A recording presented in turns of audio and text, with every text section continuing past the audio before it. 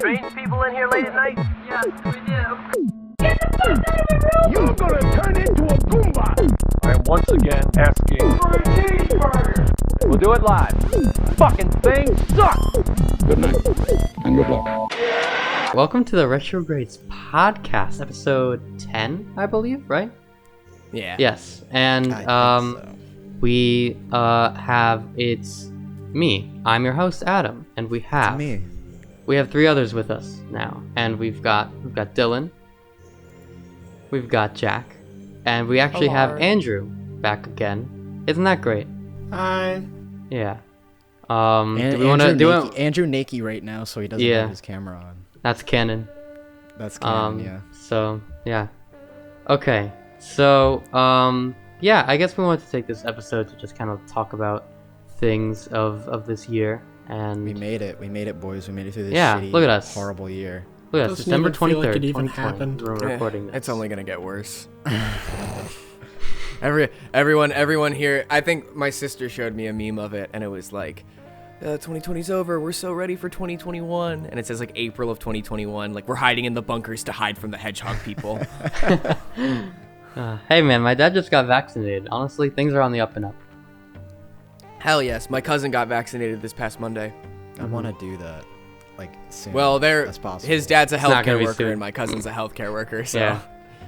you gotta. Fuck it. I'm getting out of film school, going to med school just so I could get this vaccine.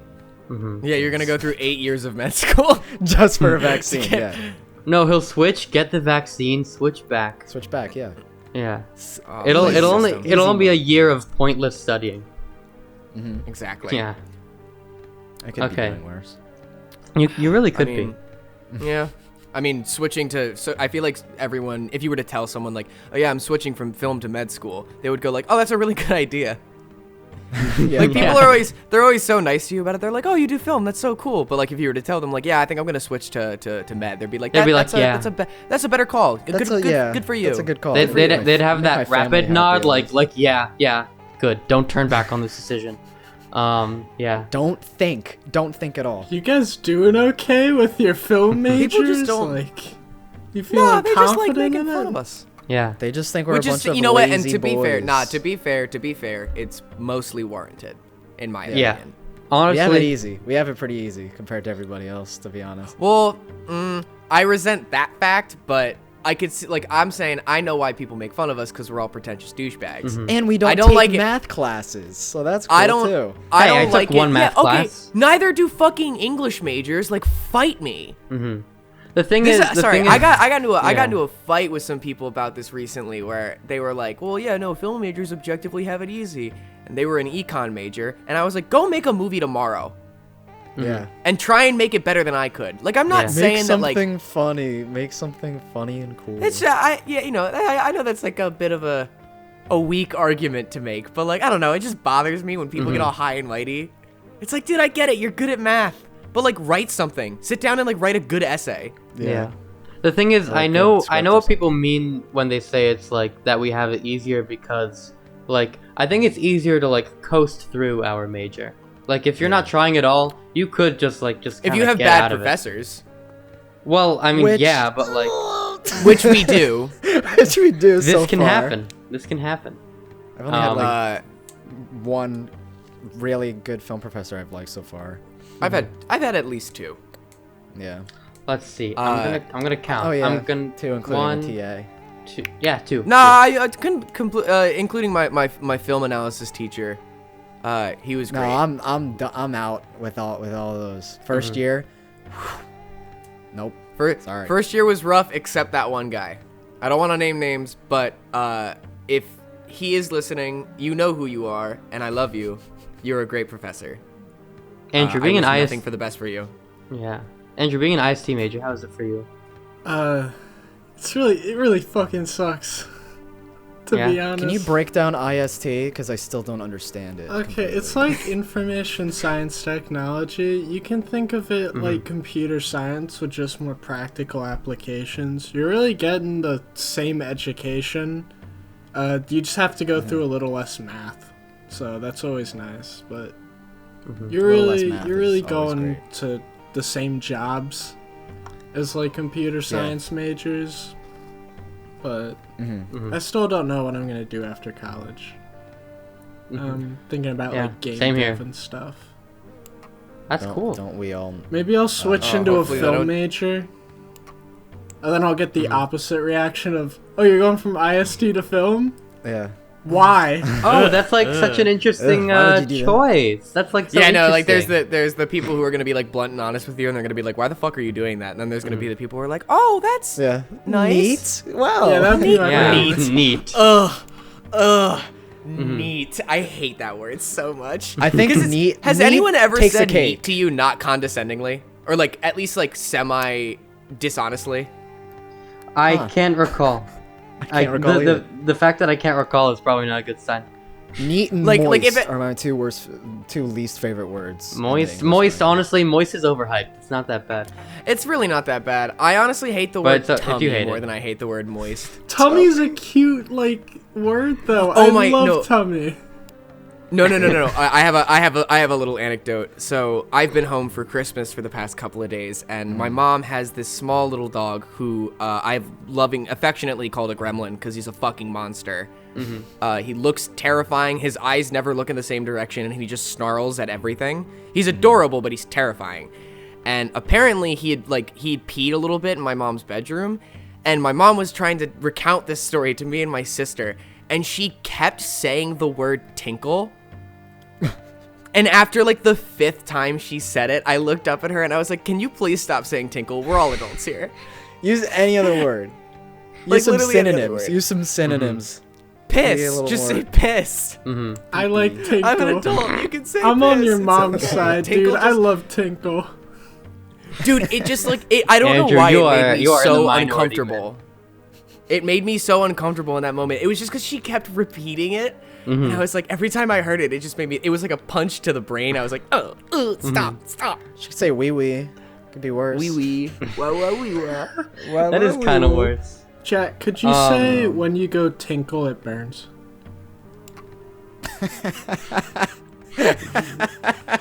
Wow. You really had to call me out like that on the podcast. That's I'm sorry, Wow. but All right, ladies and gentlemen, for context, I'm probably going to be going to the doctor soon because it burns when I pee. You're welcome. It burns when I Sorry, tinker. it burns when I tinkle. fun fact. Was it our neighbors that had that or like someone nearby who had that Wi-Fi name? Oh yeah, their Wi-Fi name was "It Burns When I Pee," but like IP. It was very Yeah. clever. We all thought it was very funny. It was hilarious. Wow. That was the There's- first thing I thought of when it started happening to me. There was another I was one like, from "Oh, Very their router prophetic. name." Very prophetic. absolutely. That's all staying in, by the Foreshadowing. way. Yo, of course it is. I expect nothing less. Why would we get it out? That's hilarious. Also, to segue a little bit, and by segue I mean not at all. I do have the results of the 2020 Game Awards. Oh my God, up on yeah. computer. And I'm scrolling through. The Last of Us Part 2 won a lot of shit. Yeah, it did. Like a lot of shit. Mm-hmm. I don't really follow video people, games. People wanted Doom Eternal to get more awards than Last of Us 2. If I'm not wrong. I didn't like Doom Eternal, to be honest. I thought it was like not as good as Doom 2016, like even remotely. Oh, that's like the first opinion I've ever heard about that. I haven't played either game because I'm not a gamer, and this is a fact. I have played a handful of video games, and I really am just like a Zelda freak. That's all I really bug over. But like, I don't know. It's really funny to hear people yell about the results of the Game Awards because people have been getting mad. Yeah. People have been getting really mad. I've only played one game from 2020, and that was I'm in the middle of it right now. It's Super Hot Mind Control Delete, and it's super good. I like it. It's great. Yeah. Is Final Fantasy 2020? Is the remake? Yes, Yeah. Final I think it Fantasy. is. No, Yeah. the remake is up for a bunch of awards. Let me see if it won. Oh, it's so good. I did. Dude. It won for best score and music. I know it was up for Game of the Year, so I don't even know. Which why I it did asked not the win. question. Yeah. Which What? one? Well, okay. What do you think it is? It's Last of Us 2. It's Last of Us. Yeah, of course. Yeah. I can just briefly skim over. Last of Us 2 got Game of the Year. It got Best Game Direction. It got Best Narrative. Ghost of I'm gonna fuck this up. Ghost of Tsushima. Yeah, the T is silent. Ghost of Tsushima got Best Art Direction. Best Score and Music went to Final Fantasy. Best Audio Design went to Last of Us Part 2. Best Performance went to Laura Bailey as Abby from The Last of Us Part 2. Oh, that pissed some people off. I already know people were getting. People just hated Abby. People just hated Abby. Yeah. Games for Impact. What is that? Does anyone know? Wait, for a thought-provoking game with a pro-social meaning or message. Tell me why. That's the SJ. That's the SJW category. That's the libtard category. No one cares about that one. By the way, may I say, best ongoing awarded to a game for outstanding development of ongoing content Apex? that evolves the play. No, it was No Man's Sky. Okay. No I'm okay. Man's Sky. No. No, I'm okay no, with no, No no, Man's Sky. I'm- They've been I'm- putting in I've a heard- ton of effort. Yeah, I heard they had a really big redemption arc in 2020. They're still working on that game? Yeah. Yeah, dude, they've been updating the shit out of it since release. Yeah, lots also- of free updates, like and like really substantial ones. Really and like people have been really liking it. So honestly, yeah, major labor of love on that part. Best indie game went to Hades, and the only reason I know about this category is because a lot of people were really happy that it wasn't Fall Guys. Yeah. You But mean, people are also best- really liking. People are Drop also Fellas on really the liking Xbox? Hades. Also, best mobile game went to Among Us. Shocking. Of course it is. Yeah, shut I mean, Oh, like, wait, it's real quick. There's not a lot of competition there. I like Best community Pokemon support. Cafe. Yeah, best community support went to Fall Guys. Best VR. okay. Best VR went to Half-Life Alyx. Like, no fucking shit. Yeah, that's Yeah. a no-brainer. Innovation Wasn't and a Fruit Ninja accessibility. VR? What the fuck are these categories? Recognizing software and or Well, no, hardware wait, hang that is on. pushing the That's medium. cool. Well, hold on. I just want to read this. Recognizing software and or hardware that is pushing the medium forward by adding features, technology, and content to help games be played and enjoyed by an even wider audience. That went to Last of Us Part 2. Okay, it probably has really good accessibility features that let it like remap controls in like different ways or whatever. I don't know. Accessibility is action actually game? like Oh, super sorry. important, I think. Yeah. Best action game went to Hades again. I haven't played Hades, but I've heard a lot about it. Chris I don't know Chris what the hell it Reagan is. has Isn't it talked a a rogue- whole lot of isn't it a hype roguelike? about Hades. Oh, best RPG went to Final Fantasy, Dylan. I know that'll make you happy. Yes, and music too. I heard, which Yes, like yes, well yes. deserved. The music in that game is like, oh, it's so good. It's so good. It's amazing. Best family game went to Animal Crossing New Horizons. That makes me really happy. Aw, Animal Crossing. This has been a long ass year. I forgot the whole Animal Yeah. Crossing fad. That was a whole for minute. craze. Yeah. Holy shit. Microsoft Flight Simulator got an award for best For? sim/strategy. Ah. No. Like, there's a whole ass community behind that game. Also, Among Us won best multiplayer. Yeah, no shit. What was it up against? It was up against Animal Crossing, Call of Duty Warzone, Fall Guys, and Valorant. Yeah, sure.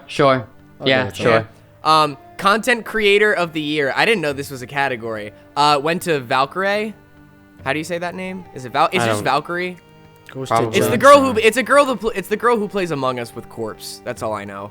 Yeah. Or corpse Also, face reveal, no, Corpse reveal. husband. Corpse isn't nominated for this. It was Alana Pierce, J. Ann Lopez, Nick Merckx, Tim the Tatman, and Valkyrie. Alana Cool. Pierce is from Funhouse. I know her. She's pretty funny. She used to write for IGN. Yeah, she did. Best debut game went to Phasmophobia. Cool. Best esports athlete went to Showmaker, Double League of Lift. Legends. League of Legends. Let's go. Double Lift quit this year. Yeah. Oh, God. He Best had some esports family coach issues. went to Yeah. Danny Zonic Sorensen. I don't know any of these things. I League think- of I Legends think World we- Championship got best esports event. We don't Really? we don't need to go into the League of Legends awards. I'm Oh, God, done. best World Nate, Championship is actually or it's really not- cool every Adam. year. Adam, get ready for this. They had the KDA thing, and the projections looked kind of awful. Whatever. No, but the Continue. past year's been really good. They've had a lot of really good performances. Like major artists make songs for like League of Legends about. That's true. No, that's true. Final. Like Imagine Yeah, Dragons actually made a cool song. I like the anthems a lot. I really like the anthems a lot. Also, and it's a best good event. esports game went to League of Legends. I'm just tired of League of Legends. League of Legends has left me scarred. That's the only Best reason esports why. team went to esports team went to G2 Esports gold. from League of Legends. I'm gold. I'm gold.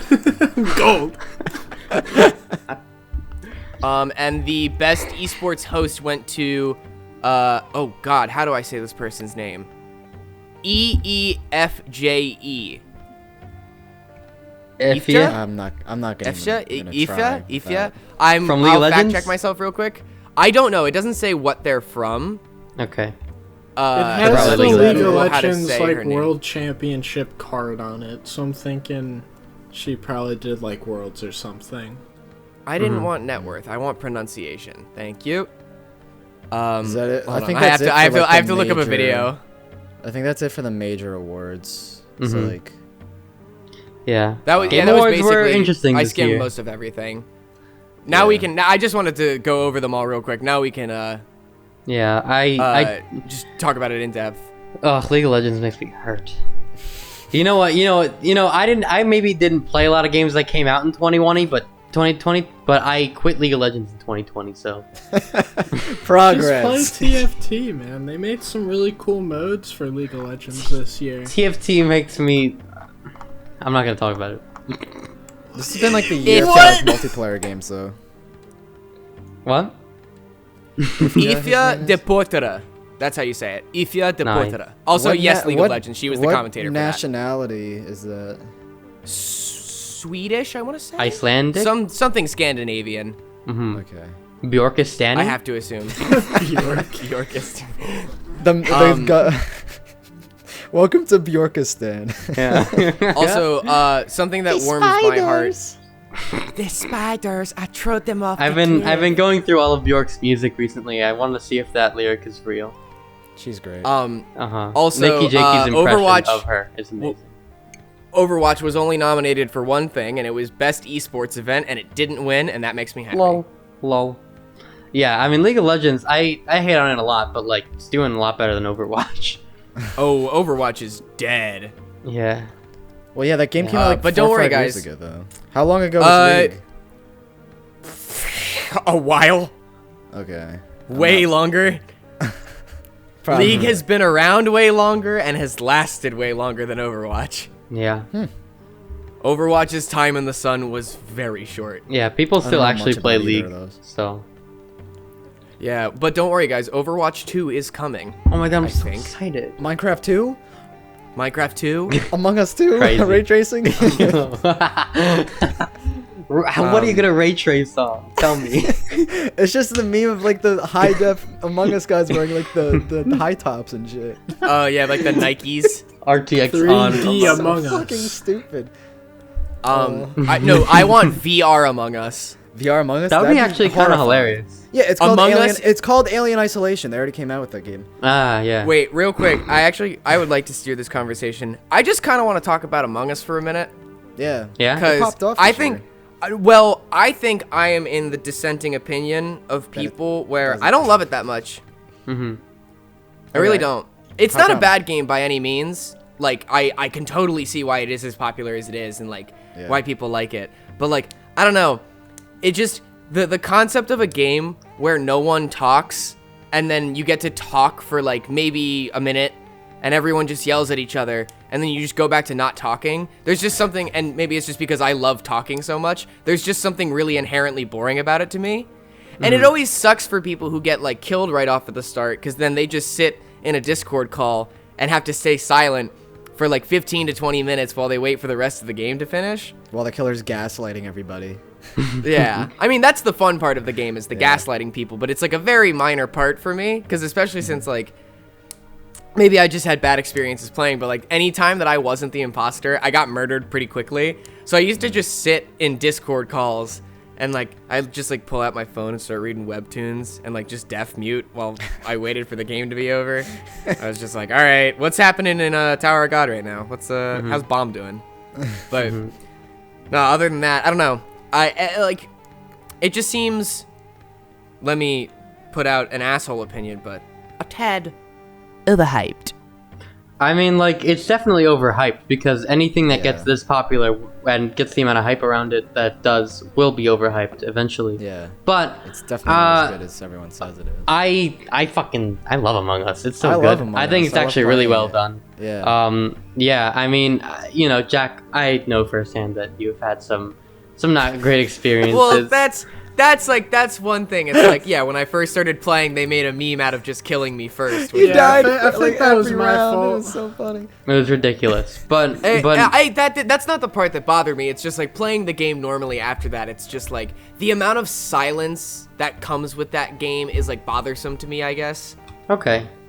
And it's like, you know, people always talk about it as this game that's like, oh, like most of the fun from the game comes from talking to people. It's like, yeah, when you're the imposter or you live, you know? Well, It's I mean, always like, I feel like people are always left out, and it just makes the experience for me really awkward. Even when, like, I'm not the one that dies first, I always end up feeling bad for people who get murked at the start, and then it's just like, you just know that they're just sitting in a call waiting for it all to be over. I feel bad. I guess that's the one case where I can understand, okay, I mean, at that point it can be a little frustrating to be playing if you know, just when you're the person who gets killed first. But I mean, you know, a lot of the fun of the game is talking, but like, you know, it's not like in between it's not fun at all.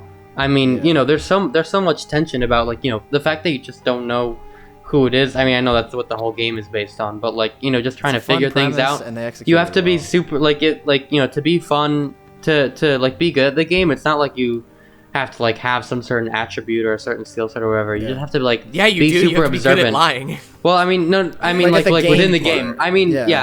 I'm The talking physical about gameplay. within the game Yeah. system. No, It doesn't you're really right, matter. you're You just have to be super observant and you know, super good at the social game. And I find that really entertaining. Well, yeah, that's why it has it's such good. a broad appeal too, because like anyone can pick it up and play it too. It's like a party game, yeah. I think it's actually It feels like really a- good. Like, I feel like it falls under the category a lot of games where it's a lot of deception games, like Town of Salem. You know, when you're at camp and, you know, the kids would play like Mafia or whatever. Yeah. I think a lot of the Yeah. fun of the game actually comes from the gameplay itself. I actually like how, like, crewmates, usually in games like Town of Salem, if you're not like a role or the imposter, you know, you're doing nothing the whole game. that but game- arguing. Yeah. Actually, Town of Salem having is just really tasks boring. and have you go around the map and sort of strategize your placement and, you know, figuring out who you should be around and all the different activities on the map where you're not just preset into a role where you can only do one thing. I think the gameplay actually innovated in that way, actually giving you a lot That's of kinda stuff true. to do as an innocent member. Yeah, Yeah, that's true. And may I say, I can have my critiques with the game all I want. My heart goes out to the developers. I think they're all great people, and it's only like 3 or 4 of them, right? Yeah. It's only like 3 or 4 devs who are like a tiny. I think they're maybe not that hiring. small. It's yeah, like a it's tiny it's team. it's a small team though. Like I know Yeah. that, and my heart goes out to them because this game came out like what 2 years ago, Yeah. and it just fucking blew up this year. Like I remember when I first started playing, Servers kept it was going at like. down. Yeah. No, it wasn't that they kept going down. Is that they were all fucking full. Yeah, they didn't have enough servers. No, they didn't have enough Sure. space and enough servers to be able to host this many people. Yeah. I remember you had to like fight to get into a game. Yeah. And You have to like go on now, the like, EU or Asia server. Yeah, Yeah, the I thing remember that the thing that upsets me the most is like, you know how I think it was during the Game Awards they announced that they were releasing a new map coming 2021, I think. Airship, Maybe. yeah. Yeah, the airship. I'm now seeing the sort of reactions where it's like I'm getting mad because people are like expecting new content, Yeah. not being thankful for it. Yeah. They're like, oh, finally, a new map. It's like, you fucking programmed the game, asshole. Yeah. Like, That's just the nature of Jesus, gamers, though. To be honest. Yeah, gamers suck. suck. Nah, this is I'm not gonna speak for everyone else in the call, but the opinion of Jack from the Retrogrades is that gamers are fucking awful. Nah, I totally agree. I 100% I think like the agree. mainstream like Twitter presence of gamers, I think that is like toxic and Oh, horrible. man. Well, anyone who goes on Twitter is just. Not a good I already, human being. I already don't. I already What's wrong don't with trust Twitter? them. I love Twitter. It's Andrew. It's filled with degenerate scumbag human beings who get a rise out of. And Well, I that's fit any right social in, media, Dylan, though. and I fit right in. Most social medias are like that. Like, don't pretend like there aren't scummy people on Facebook. The difference is instead of it being someone anonymous, it's like your uncle that sucks. Yeah. Twitter's just a cesspool of madness, and Yeah. I've not been on Twitter for 3 whole years, at least. Yeah, like around there, like 2 or 3 years. I haven't been on Twitter. Yeah, Which for I'm those of you proud who are of. curious, that's why we never post anything on the. I think we have a Twitter for this group, right? We only posted Right? fucking Beef Chungus and shit. That's all we did. Lol. We only did Yeah. Beef And Chungus. first of all, I had no say in that. If I don't really have a strong social media presence as a human being, period. If I had a say on that, I would not have put Beef Chungus up there. That was basically But you know just what? me. I got out That was of it. basically We all did- me and Ryan with Beef Chungus. we did beef chungus. It was great. That was all we needed to do for the next couple months, honestly. Why did we think maybe that was a good idea? it's hilarious. It's literally so funny. If you guys give me the Retrogrades Twitter, I'll do stuff up with it. Are you gonna be the moderator for the Retrogrades Twitter? Yeah, dude. That would actually be kind of great. That Yeah. would be great. I We'll do mean, that. the following list would end Expect up some to funny be like a things from bunch of Andrew. like anime like Twitter shit, but Yeah. No, I like that. I like that. like That fits our VTuber that fits our Twitter. aesthetic. VTuber Twitter. Dude, My VTubers God. are sick, no cap. Unironically, hot take. Yeah. The fuck is a VTuber? I might It's be like the dumb, but, like it's like the anime girl streaming shit. You know what? Project Melody. Oh, Okay, no. what is wrong with you? That's not what I'm talking about, bro. I'm kidding. I'm kidding. I opened a Ugh. can of worms here. I don't want to. Yeah. Yeah, I'm the- not gonna be able to close back up. I don't think so. I don't think so. The worms are all over the floor, fucking squirming and shit. Eat my toes. Anyways. Yeah. Watched a lot of good anime this year, fellas. I don't know if Mhm. any of you guys are like big on that stuff. What, I didn't what watch anime anything that have came you out this watched, year. Andrew, what anime? Well, just recently I started to get into like Attack on Titan. But that's not really 2020, but I finished up a lot Well, of no, that. the final season No, came out this year. Is it the final season? yeah. I'm pretty sure, yeah. I thought- Oh damn, I gotta get caught up. Yeah, I me know too. how it ends because I'm gonna be that asshole. I read the manga, but it was because they took way too goddamn long to release the show. So that was like, I remember Attack on Titan was the thing that got me into manga because I remember season 2 ended and like I had heard that like season 2 left you with more questions than answers. Like they just kept adding questions on top of questions. And then I was like, God damn it, I want some of these answered. So my brother like sent me a link and he was like, yo, you can read manga online for free, like really easily. And I was like, hell yes. And I just started like reading it. And then it all spiraled from there. And then I found Tower of God and my life was over. Yeah. Yeah. Did Castlevania Season 3 come out this year? It did.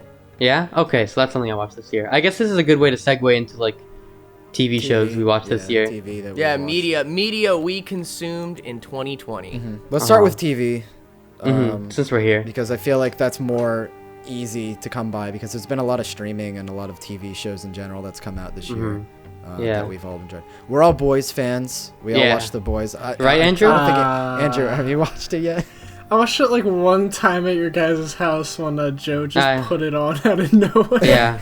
You should get through all of it because it's I don't have really good television. Amazon, like the streaming for that. I don't have We'll that. sit, when we're back in Philly, we'll sit down and watch it again with you. Yeah. Did you I guys, would did you be guys see happy. that did you guys see that Obama said that The Boys was on his like favorite TV shows of the year? Oh my god, that's so Wow. cool. That's and so cute. The irony of that is not Yeah. lost on me. Ugh, Yeah. wow. That's actually, yeah. If you watch the show, you get it. Does he watch Homeland too? Yeah, he loved Homeland. Yeah, that fits. That makes sense. that was a bit too on the nose for him to put on the list though. So Yeah. I was He like, kept it off. Barry, buddy, why'd you throw that on there? Oh, he loved Homeland. I'm sure you fucking did. Sorry, I'm sounding like an ass. Lamau. You know, I was a big fan of the drone strikes. I want to show Obama some Homelander is a great anime, guy. like Evangelion. Wonder what I Obama think- would think about it. He might actually like it. I don't know. He'd love Eva, I feel like. Yeah. Maybe he That could and get Cowboy me a Bebop, job. he'd be a fan. He's a bit of an artsy kid. Yeah. It's always just get in the robot. Why is it never get in the zone? AutoZone. Sorry, it was Is that it from was the a Abridged series? No. It was a terrible Evangelion meme someone sent me that made me laugh way too hard, and it's just a picture of Shinji like crouched on the ground being sad, and it just says, "It's always just get in the robot, but it's never get in the zone. AutoZone." Oh my god, that's hilarious. I He know read, we're he kind read a of shit ton of Marx. He read a shit ton of Marx in college just to get pussy. So like, he did do this. Wait, do Yeah. you guys not though? I mean, I- I'm reading I've actually- Marx. No, I read I've Marx never- for my last semester of I have my never read English the class. Communist Manifesto, Me which is neither. I've not weird done coming it from either. me. Yeah, yeah, It is weird. Yeah.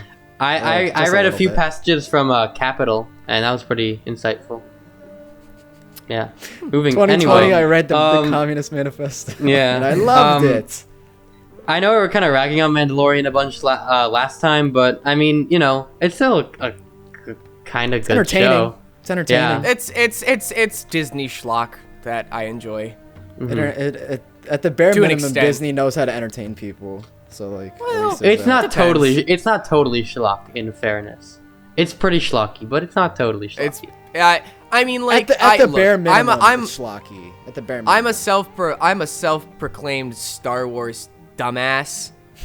I could safely say that like most Star Wars is schlock. sucks. Well, yes. What's yes. this? No, like not Schlocky. well, yeah, No, a lot but of it. that's a lot actually of it true. sucks. That's actually true. Yeah. Star Wars' batting average just isn't that great, and that's Yeah, kinda Star which is Wars really fan. sad. I really haven't seen The Mandalorian, like, at all. Like, what's so schlock about it? It's just like you normal know, Star Wars shit, yeah. but you know, What's sometimes normal the Star Wars writing. shit, dude? So, Like, you know, I'm I'm not a, I'm action not a, movie. It's just I'm not a cheesy. Not Jedi cheesy guy, deep you know what I story. mean? Like, what's a... space What's a space cowboys midichlorian? and space wizards and giant monsters and intrigue. God, I they mean, love just mystery that has no answers. Yeah. Nah, Big but it's goober- fun, though. Big goober fish too, the Jar Jar and shit. Big goober fish. But Gooba fish. Oh my god, they... never mind, I can't. We already talked about it. Right? McClunky. Yeah, wait, we can skim past that. What else? What are some other shows? That I you didn't... guys saw this year Mr. that you Robot liked? didn't come out in 2020 at all, but I Mr. watched Robot all of it ended in in 2020. 2020. No, Mr. Robot ended in 2020. I thought it ended in 2019. I thought it Did ended it? first Oh semester no, of last it did year. end. No, Yeah. it did end in 2019. You're super But right. I 'cause love remember it. It took It's them so like good. a year to put it. We'll like look.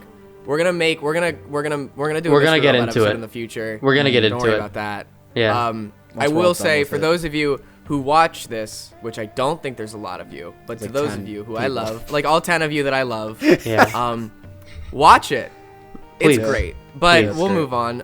Yeah. Castlevania got its 3rd season. Yeah, and it was awesome. Earlier this year, which came out of nowhere, by the way. Mm-hmm. It had no marketing, no nothing. They just dropped it, and it's so funny because I keep waiting for every season that comes out. I keep waiting for them to say that they canceled it, Mm-hmm. but like they just keep giving it more seasons because apparently it's really popular. Like it's doing really well, which makes Again, me really if- happy because if- it's a good show. Big Mouth also got a 4th season. If Big Mouth can get 4 seasons, I think Castlevania could get 4 seasons. That's true. That's a fact. Yeah. Yeah, Mhm. we can God. we can have a short big mouth discussion if we'd like. It's just. I'm just good. So bad. It's just terrible. Don't you like it? I don't like it.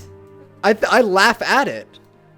Oh god. I watched the 1st season and then like 3 episodes of the 2nd season and I was like, God, I do not understand how people find this funny. And I only watched the 1st season and I was like so like dumbfounded as to, like why does this exist? I was more laughing at the fact that it just exists and it is what it is than anything else in the show. Right. And now it's on its 4th fucking season. It has like the reverse like 13 Reasons Why thing, where at first, like, with 13 Reasons Why, at first it took itself really seriously, and then as it went on, it just took itself less and less seriously and got more cartoony. But No, it took itself seriously. That's why it's funny. But, like, it just got dumber. Big Mouth is the opposite, where at first it didn't take itself seriously, but now it's, like, the paragon of sexual education for kids now. Like, they make all of, like, these educational episodes. They try to be, like, all high and mighty about shit, and, like, they're almost always wrong. Just like 13 Reasons Why with, like, everything. And it's just bad. Yeah, it's just not funny. I don't like Big Mouth. But, like, I trust that Nick Kroll is a more competent, like, writer and able to, like, be more responsible than the writers of 13 Reasons Why. Like, Big Mouth, in my humble opinion, at worst, is unfunny. 13 Reasons Why, at worst, in my opinion, spiked teen suicide. So, like, there's a staunch difference there. I mean, you're not wrong.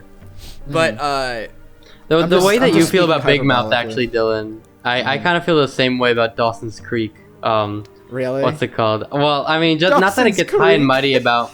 Not that it gets high and mighty about certain things. Adam like, started watching this 90s show in 2020. Well, yeah, no, my older sister, we were, you know, she was over a few days ago, and we just started watching it because, you know, she watched it when she was a kid, and like, honestly, I was kind of into it for the first few episodes, not for any good reasons, just because, like, the dialogue is written in such a ridiculous way, like no human actually talks like this. Yeah. Like, I mean, Michelle Williams is in it. Michelle Williams, Katie Holmes. Is Arquette in that? Is David Arquette in that? I don't know. Is in that? I don't know actors all that well.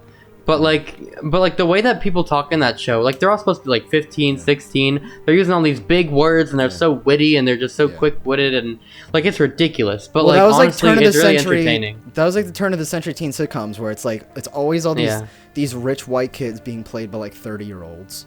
Yeah, and they're like, they're all like brooding and shit. They all have like the vocabulary of a scholar. Yeah, the OC. Yeah, it's awful. Shit like that. It's like, it just gets tiresome after a while. Because you realize it's basically just a soap opera for for teens. Children. Yeah. And I just, it was fun at first, hearing some ska in there and some pop punk. Yes. And the fun dialogue. Dawson being a film buff, a Steven Spielberg fan for whatever reason. But I don't know. It was just kind of a slog to sit through after that. There's also this subplot where one of the characters, Pacey, is having this affair with his teacher, and like we're supposed to think it's okay, like you're supposed to like it. That's all I'm gonna. Nice. Dude. We're not even gonna get even further. That was the outlook on that. Yeah. To this day, it's still like nice. Mm-hmm. Also, did anyone here watch The Queen's Gambit? Nah, I want to. I have not. Damn. All right, we'll slide over that one. What other shows? Was that a show or a movie? It was a mini series on Netflix. Oh. I'm trying to think what other. I watched Sex Education this year, which its second season was 2020. Mm-hmm. I think. Yeah. Yeah, I just remember everyone complaining because a bunch of straight people got mad because they focused on the homosexuality of a lot of characters in the second season, and a bunch of people just went, "Oh, why is everyone gay?" That's the nature of the show. The show used to be good. Now everyone's gay. God. What happened? The show's gay. Wow. Yeah. Oh my god. That is the whole nature of the show, though. That's what it like. I feel like Sex Education is the perfect blend between 13 Reasons Why and Big Mouth, and it's actually competently written. Mm-hmm. Like the subject matter, I mean. Yeah, like, yeah. You know? Mm-hmm. Yeah. It's written really well. It's a really good show. Who plays Asa Butterfield's mom, the sex therapist again? Is that Gillian Anderson? Yeah, I fucking love her. Oh, speaking of Gillian Anderson, has anyone here... I don't think anyone here has The Crown. I heard of it. Bro, that clips shit. of it. I know no one here has seen it, but I do want to say that they're on their 4th season of this show. The show has been running for 4 seasons. And only this year, when the 4th season aired, did the royal family finally say something about the show. And it was because they were butthurt because the showrunners were like, "Hey, the royal family treated Princess Diana like shit. And we're gonna make a whole season about how they treated her like shit. And then the royal family got mad because they were like, wait, guys, remember, this is fiction. they're fictionalizing what really happened. Oh yeah. They wanted to have Netflix put like a disclaimer at the beginning. Yeah, they wanted them to right? put a Didn't they? disclaimer to say that it was like dramatized and fiction and yada yada yada. Get out of here! Get the fuck out of here! fuck out of here! Get Come the fuck on, outta we know here. that Come shit's on, true. Because Oh yeah, I'm the- watching The Sopranos. I know it's not like 2020, but I've been watching a shit ton of Sopranos. Hilarious show, but also really good and competently written as well. Really good subject matter and like a lot of good commentary there. Everyone just glosses, even the actors. Like you listen to the actors talk about the show, and they're like, "Oh yeah, I didn't know there's that commentary in there." And, like it goes over everyone's heads because it's the Gabagool show. And it's Yeah. like, Yeah. oh yeah, just Well- laugh at Tony losing his mind and just screaming at everybody. Because That's that's kind of funny hilarious. too. James Gandolfini, rest in peace, but he's an amazing actor. in I that love show. Which how is we were like, also let's talk great about things because, that like, came out in 2020. Dawson's Creek and The Sopranos. Sopranos. Yeah. No, it's just funny. Nah, you're right. You're right. Oh. There's not a lot Yeah, this year, it's just a yeah, honestly. Well, there's been a lot of streaming content, in my opinion. A lot of garbage, but Yeah, but some good things. I Some good remember things. I wasn't, yeah, let me look through initially. my stuff. I remember for the King of Staten Island, I was not a fan of the marketing. I just thought it was like super cheesy and like they kept using "Pursuit of Happiness," which is a good song, but like I was just tired of it. And then the movie came out, and I liked it. It was super good. It was cool. The King of Staten Island. I mean, I'd never seen Pete Davidson in like a movie before, but like he was really good. He played off of Bill Burr really well. Their relationship is like, really interesting and hilarious to watch. I really recommend this movie, and I know Jack, you don't really love Judd Apatow all that much, but I think you'll like this I'll one. give it a chance because I really like Pete Davidson. I really like yeah. Pete Davidson. Uh-huh. Let me go. I'm gonna go through my what I've been watching. Mm-hmm. Oh, I got a 2020 thing. Uh-huh. She-Ra and the Princess of Power. Ah, yeah. I don't think any of us Anybody here watched that. who is sleeping on this goddamn show, and they're like, "Isn't it the gay show for kids?" Yes, it is, and it's fucking It's amazing. it's a gay baby show that you watch, Jack. You watch a gay baby It's so show? good. It's Gay so baby show for gay goddamn babies. Get out of here. Change your rainbow get your diaper. gay baby shit out of Change your rainbow Oh, diaper. like cartoons that came out this year, like Avatar. I mean, had a anything. big resurgence. Like after yeah, coming that's to right. Netflix, everyone. Yeah. got Oh super yeah. into Netflix's it. resurgence of it. Yeah, I watched. The I most watched that this awkward year. episode of our podcast, the Avatar one, where we didn't yeah. really talk about Avatar all that much. Uh-huh. We We just did talked your about how redemption. 12-year-old Toph was attractive. Guys. Thanks, Frank. Nah, that Oh, wasn't no. us. That was Frank. Lamau. Also, I'm scrolling through my like previously watched on Netflix, and the Notebook is in here because I forgot I really wanted to be sad earlier this year. Oh yeah. Fuck all those people who say that movie's too corny. I love the Notebook. Borat subsequent movie Oh, film that came 2 out was this year. amazing. Yes. Yeah. We've all seen Borat 2. Hold on. Let's talk about Uh-huh. Borat 2 for a minute. Yeah. Wait, Uh-huh. Andrew, talk about Borat 2. What's your opinion on it? Okay, 'Cause when all we were watched watching it, together. It was so genuinely funny. At several points while sitting on the floor watching it, I was laughing so hard, like I felt my ribs like breaking. Like at Yeah. some points, I genuinely was like, Yeah. "Holy shit! I need to stop laughing because every part of my chest just hurts."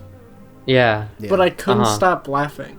It was so Sacha Baron Cohen is genuinely so amazing. funny. Dude, And when it the got scene to where that they ending scene, holy Oh, yeah. shit! absolute I bombshell. was so Absolute bombshell. uncomfortable yet gripped at the same time. Yeah. The Rudy Yeah, Rudy that shit. was crazy. Yeah, well, like the funny part about that is like we had the whole class was over at the Adam, Jack, Nate, and Joe's place, and we just watched Midsummer. Just and leave then Adam we out. saw that. Oh wait, who did I leave out of it? You said Jack, Nate, and Joe. Adam doesn't live with us. He Oh. matters not. I thought I didn't said even Adam. notice. What the fuck? Wait, I no, thought I said Adam. Wait, I thought so too. Whatever. Practically Anyways. live with Oh, you I guys on the didn't hear Adam. weekends. You're gaslighting Yeah. me. You try not to include Adam. Apologies. No, but like yeah, we just finished watching Midsummer, and then we were Dude, I'm scrolling wearing the through critical Amazon. shirt. Oh, the critical shirt. And then we were scrolling through Amazon, and then we saw Borat 2 was out, and we're like, "Are we doing this?" And like, we're doing this. And when the Rudy scene came on, you could like a pin can drop in that apartment. It was so quiet. Everyone was like so frightened and so like on the edge of their seats. Like like Meehan looked like he's about to like pass out from shock and fear. He like looked so fucking upset and angry at the screen. He was like, "Oh my god, I can't believe this." Yeah, but the movie as a whole is like, there are so many great scenes. I think it's just as good, if not better, than the original. Yeah, I think the original is definitely way stronger. Personally, I really loved the second one, but I rewatched it not too long ago, and the only thing that kind of bothered me about the movie is that there are some scenes where it's like, you know, Sacha Baron Cohen, he's, you know, the whole the point of Borat is to get those like crazy reactions out of people for you to be like simultaneously worried about but also laugh at. And like there are scenes like the one where he goes to get like the giant cage. And he goes up to the guy and he's like, how many girls could I fit in this cage? And the guy just looked at him, and I think it was just more out of like confusion, and he didn't know how to respond more than anything else. He just said, I don't know, one.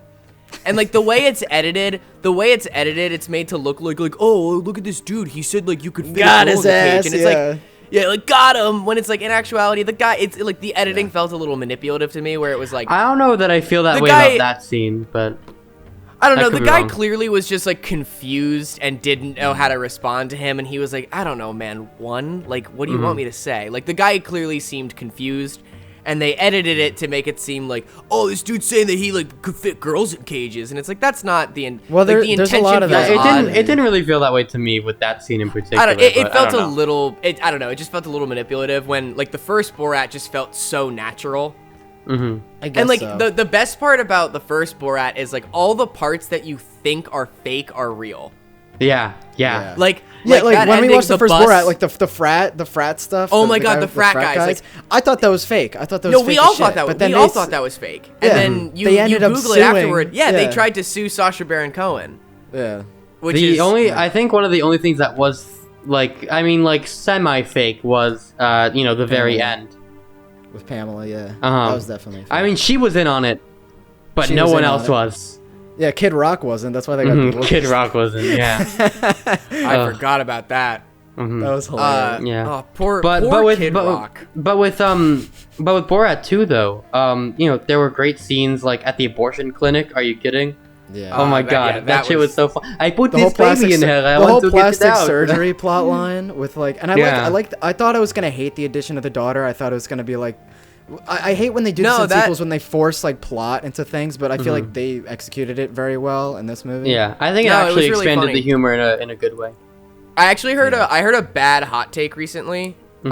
Surprisingly enough, I'm gonna call him out. Your Movie Sucks talked about Borat 2 on their podcast, Sardonicast. If you guys haven't listened, they're pretty good. You should go listen to them. I really like them a lot. But I disagreed with him when he said this. He said that the first Borat doesn't really like, it leaves you just with what happens in the movie, and you make up your own mind about it. Where he said the end of Borat 2 seemingly like tells you how to feel, and he said that he didn't like that because it felt like Sacha Baron Cohen was being a little more manipulative, and I disagreed. I disagree because I thought the intention of his ending was, Borat, the first Borat's like a racist, misogynist, like anti-Semitic, terrible person. That's the whole point of the character. And then character development. And I think, I think the whole point of this movie was that 2020 has really brought a lot of really shitty people out of the woodwork. And I think the message of the movie was just supposed to say, if Borat can change, you can. And I loved that.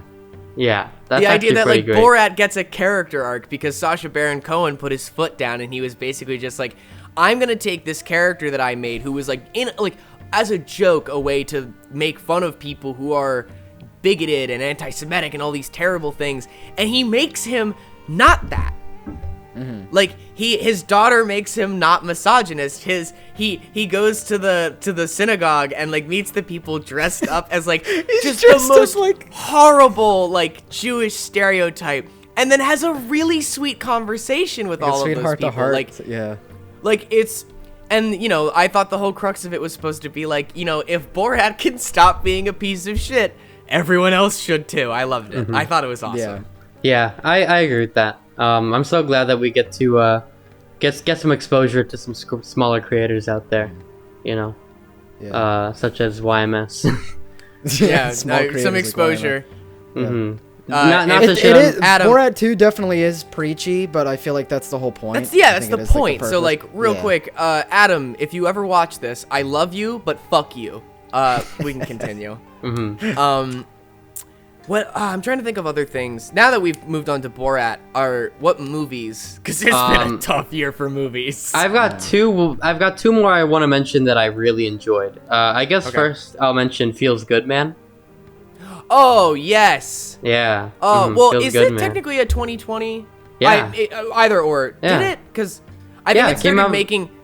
I think it started making its like Sundance, like not Sundance, but like the film festival circuit, like early or like late last year. But I think it didn't get an official. Let's release see what year Google 2020. tells me it came out in. Yeah, What 2020. what does Google say? I'm What is gonna the count it. paragon of the internet? No, Feels Google? Good Man. Really good documentary. Andrew, do you know about this?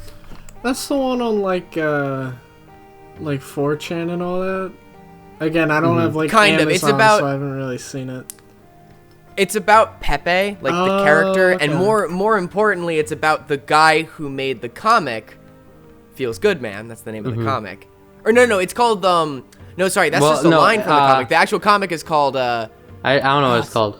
something They boys. It's called Something Bad Boys. Batch. No, The bad batch.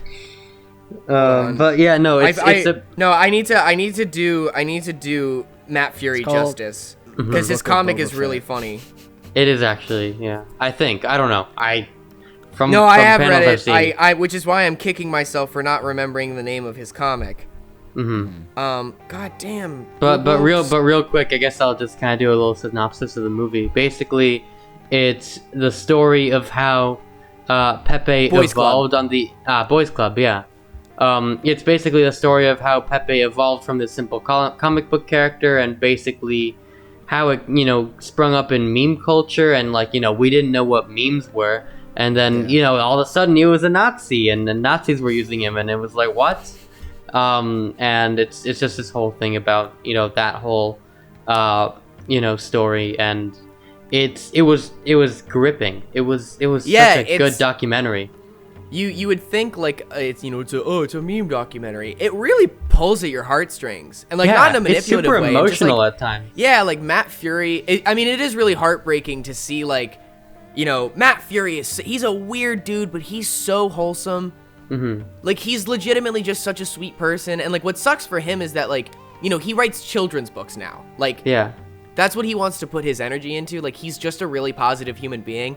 And it is really sad to see him have to go through, seeing his character get dragged through the mud. Yeah. Damn. But you know what? It is a hopeful documentary. It is great. It is worth a watch. It is awesome. And now, that documentary now just makes me want to keep up with Matt Fury's work. Because I think me too. He is such a fascinating human being. I love him. What was the other thing, Adam, that you... I'm thinking of ending things. I haven't don't seen know that, if we so need you to two get can- into it, but Yeah. I mean, it's the Charlie Kaufman movie that briefly. came out in September, and it is about a couple who basically they're going to one of their parents' houses for dinner, to meet their parents and stuff, and it's a Charlie Kaufman film, so you know how that goes. You know how that shit goes. It's, for those of you who are well-versed, which I don't think a lot of the people who watch us are going to be well-versed in Charlie Kaufman's work. But I'll just say this. He's the being John Malkovich guy. People are going to more commonly know him from Eternal Sunshine. That too. Eternal Sunshine of the Spotless Mind was written by Charlie Kaufman. But this movie is very, very, very similar in how it's made and thematically to the Philip Seymour Hoffman movie, Synecdoche, New York, which he also wrote and directed. Also a fantastic film. I will say this movie was a mind fuck. Oh yeah. And I should 100%. also say the movie is based off of a book of the same name by Ian Reid. Which I'm really curious to see how that book was to read. Jesus. Yeah, I really want to read the book now. Yeah. But god damn, that movie really fucked me up. Mm-hmm. In a good way. But, it was yeah. so good. Mm-hmm. I have to watch it again soon because I want to know. I just want to figure it all out. Appreciate it. Yeah. True. Trying to think of some more, like, wide appeals. I saw a pretty good documentary recently that came out on Netflix in 2020. What was it? It was called A Life on Our Planet by like David Attenborough. But essentially I heard of it's that, a nature documentary that I thought was really good. It follows like David Attenborough's career because he's been doing this like nature documentaries for like his entire life, right? Yeah. And it shows a lot of old clips of documentaries that he's done. But it's very bittersweet because the whole documentary leads up to the fact that watching his older works, he realizes he's not just making documentaries on wildlife and animals, but in a way, all of his documentaries are slowly showing the just degradation of our environment. Yeah, oh Jesus. Yeah, and all the habitats and all the animals that he's come to love throughout his career were slowly being taken away. Yeah. And dealing Oh my with god. just the fact that like I heard it's a real emotional. It's like the same thing as like the feels good man. Oh my god. I'm watching that tomorrow. Yeah, that's on the list for this week. Wow. Wow. Oh god damn. That's incredible. I had a list. I had like a list of like top 3 things. Well, first of all, this isn't this isn't like a inherently 2020 thing, but the pro shot for Hamilton dropped on Disney Plus. That I think I've seen that the most on like repeat out of everything that you know that's come out this year. It's so good. It's so the music say what you want about the plot and like the message is really good. It's like it's revisionist history, so it's like, you know, it's not completely accurate. It's a fantasy. The music is great, the message is great, the characters are great. Staging, everything. I love the show Hamilton. My only hang up is I hate the historical human being that is Alexander Hamilton. Yeah, exactly. I love it's the like show. a greatest showman. It's like a greatest showman situation. Greatest showman type beat. The Greatest Showman is objectively worse in my opinion. Because I don't like it. Hamilton makes an effort to talk about his shortcomings, even though they in the end they shine a lot of positive light on Alexander Hamilton, which I have my reservations about. But Lin-Manuel Miranda is big a man enough to say he's one of my favorite people in history, but he's not a perfect human being. I will say. Greatest Showman was a fucking travesty. Yeah. That was terrible. Because P.T. Barnum was a terrible, he's a piece of shit human being. Garbage fucking human being. Horrible human being. Yeah. And you want to talk about revisionist history. Holy shit, that movie makes him look like the fucking, the most fun person in the world. Look at his super fun his circus. Shit don't stank, yeah. And then at one point they go, oh, P.T. Barnum, he takes his career too seriously, and he's like, I don't want to do crazy stuff anymore. It's that's not what happened. He was an abusive, bigoted, terrible person. He ran out of freaks to exploit. Oh my god. Yeah, I will say actually, the person who sings the first half of A Million Dreams is actually someone who I went to high school with. So there's that. And that is the only song. That is the only song I like in that movie. Technically won an Oscar, I think. Did it? So I think not either Oscar or Grant. It won probably an just award. I think A it was Million just Dreams for won an award. It was for the music. Yeah. I think it was for nothing else. Really. One good song. My top three that I've seen this David. year. My top 3 that I've seen this year that I really enjoyed were one. This one counts because the American release was 2020. The Gentleman, the new Guy Ritchie movie. Oh yeah, I meant to watch it. It's amazing. It's really good. All the characters in it are great. Matthew McConaughey just chews the scenery. All of the characters in that movie chew the scenery. Charlie Hunnam. Who is in every single Guy Ritchie movie now. He's great. He's great. Including his terrible fucking King Arthur movie. King Arthur. Oh god. I really love Guy Ritchie's old movies, and then he hit a fucking... I heard The Gentleman was great. I haven't seen it yet, but hot damn did he hit a slump in his career. You guys remember Aladdin? Oh boy. Oof. We don't talk about that. We don't really like to talk about that. We're good. Nah, I'm good. What a weird on movie time. to give to Guy Ritchie. Yeah. Aladdin. Yeah. Like, when you say, like, if you say Guy Ritchie, they go, like, you know, we're making an Aladdin movie. Who's, like, our top 3 picks that we want to do this?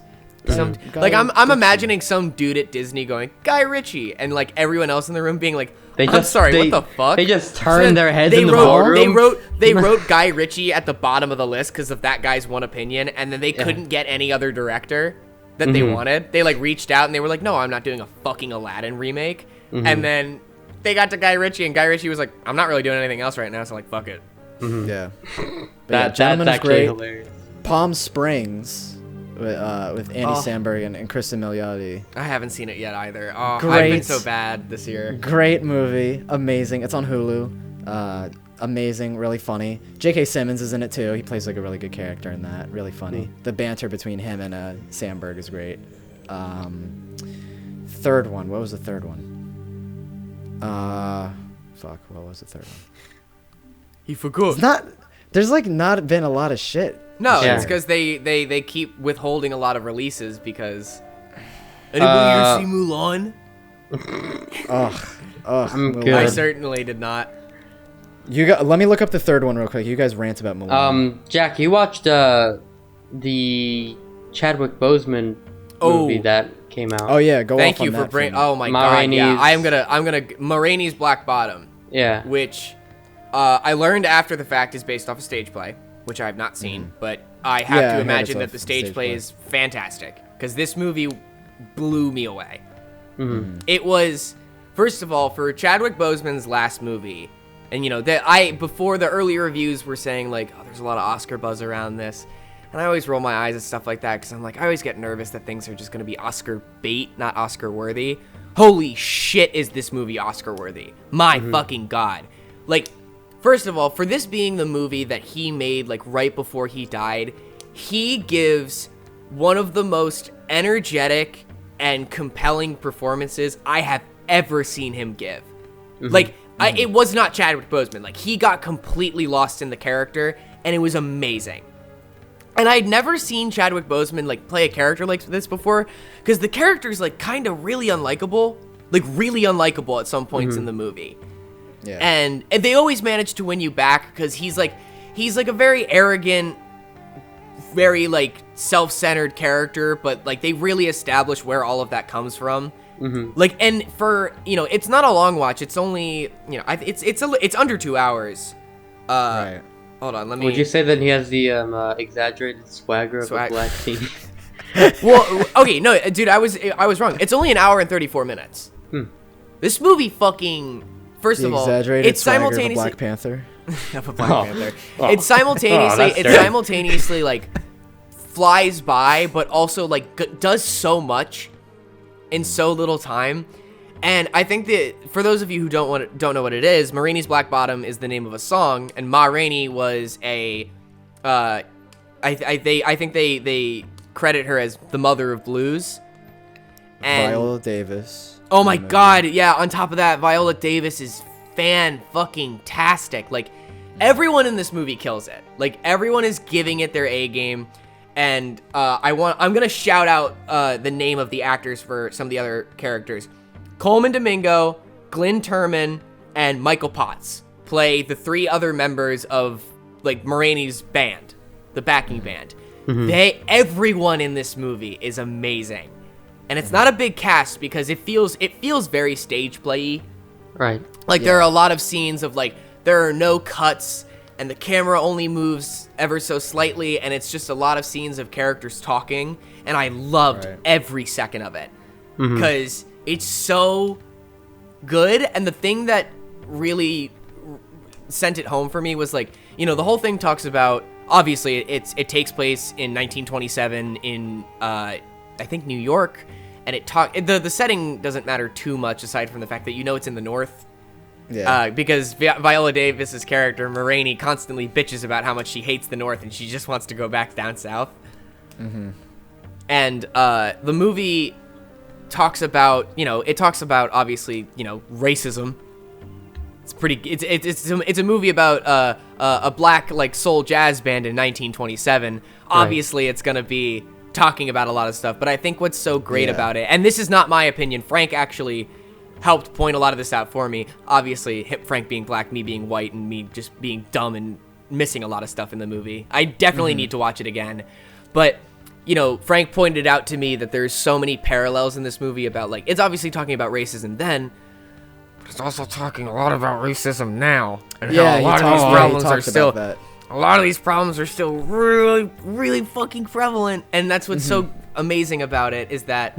It's not just like a movie that's just like gonna make you mad because it's like, oh, ook boog, we knew people were racist back then. The thing that's so compelling about it is that it's like, yeah, sure, it was bad back then, but like, I don't know, it's gotten like better, but like, we're not doing great now, guys. We're not doing great now. Perfect. We could still be better. Oh, we could be better. Oh, we could be better. Oh shit, could we be better? And I think. I don't know. I really want to do a lot more research on the stage play now, and the guy who directed it was a first-time director. Oh wow! Really? George C. Wolfe. That's impressive. Because George C. Wolfe is credited with mostly doing plays, like writing plays. Okay. I see. And he directed this movie, and I think he did a fantastic fucking job. Holy shit! I cannot sing the praises of this movie enough. I don't want to spoil anything because it just came out last Friday, so I don't want to, you know, I'm gonna reserve a lot of my big praises of it for maybe a later date. You know, we'll do another episode when all of us have seen it and we can all talk about it. But go watch it, especially for out of sheer respect for Chadwick Boseman as an actor. I think everyone is obligated to see this movie because he kills it. Instead of watching Black Panther for the umpteenth time, go watch this. His magnum nails opus it. I love acting. him. I heard this is his best performance by far. So I think it is certainly one of them. It could be his best. I need to rewatch a lot of his other movies, but like right now in my head, fresh in my head, this is his best. But go watch it. Yeah. I'm trying to think of anything else. Bill and Ted was my third one. Bill and Ted was my third one. Oh my god, I didn't even watch it. Yeah. You never seen it? Nah. No. I've seen the first two, obviously, but no, I mean like the third one. No, I didn't see Face the Music yet. Damn, it was good. It was like honestly, like the comparison that I make to it, like in like parallels and how it like succeeds while the other one doesn't, is like comparing this to the new Jay and Silent Bob movie that they made after like 20 years, where that one fails, this one succeeds because you know. Both movies kind of have like the same like story kind of in like a sense where like, you know, in Jay and Silent Bob, like they're kind of like down and out and all that shit, and like Bill and Ted, they're still down and out, but they're like, you know, they're more positive about it. They're Bill like, and Ted. Yeah, they're Bill and Ted. They have like their daughters in it are really good, which another thing I thought I wasn't gonna like, but they basically do the plot of the first. That like basically like it was more so the plot of the second one, where like they were gonna find like you know like historical like you know music figures and shit. I think that was the second one at least. I don't know. They find figures in both of them, but yeah, like the daughters are doing that type of shit, and then Bill and Ted are doing like more so like. I forget exactly what they're doing, but like they're doing like parallel shit where like they cross paths once in a while. Death shows up, really funny character. Nice. Once again. Like the only issue that I really have with the movie is that Keanu kind of sleepwalks through it a little bit. But you know, he's John Wick now, so I kind of like expected him to like not. He doesn't have the energy. He's not like wacky like 80s and 90s Keanu anymore. He's not like Point Break, Bill and Ted Keanu. He's John Wick, Johnny Silverhand guy. You know, yeah. Oh, did you guys play a lot of Cyberpunk? Like, I don't mean to sidetrack the conversation. I haven't been able. I don't I have have a lot to say the about proper that game. system to play it. What? Oh no. Wait, what, Andrew? I was just saying I have like a lot of gripes with that game. Have you? Did you play it? Like, we're basically done with the movie shit. Like, Bill and Ted okay. was great. I recommend everyone watches it. But Go off Queen. I've played a couple hours of it, and now you can take the glitches and like just the game-breaking bugs on a whole nother thing, right? Like, that's obvious problems with the game. It came out too early because people, again, were impatient. But my main problem with it was just the gameplay by itself. The combat is insanely clunky. As a like a shooter, like a looter shooter RPG, I feel like a lot of the problems with the game is that when you're shooting enemies, right, you usually have to put like half a clip of AR at least into a character, right, to like kill them. Yeah. And I fucking despise that. That doesn't feel right when you're playing a game when you put an entire clip into an enemy and they're not dead. But again, that's a part of an RPG where, hey, you're not going to be one-shotting people. But games like Borderlands feel a lot better when you're shooting enemies, right? You can put a whole clip into an enemy and it's like, hey, you're still shooting. When this guy is like a boss enemy or like a psychopathic space monster, not just some peasant on the street. Oh, there goes Jack. I guess he didn't like my cyberpunk rant. No, my mistake. He's done. He has not I your mistake. Cyberpunk rant. Continue, Andrew.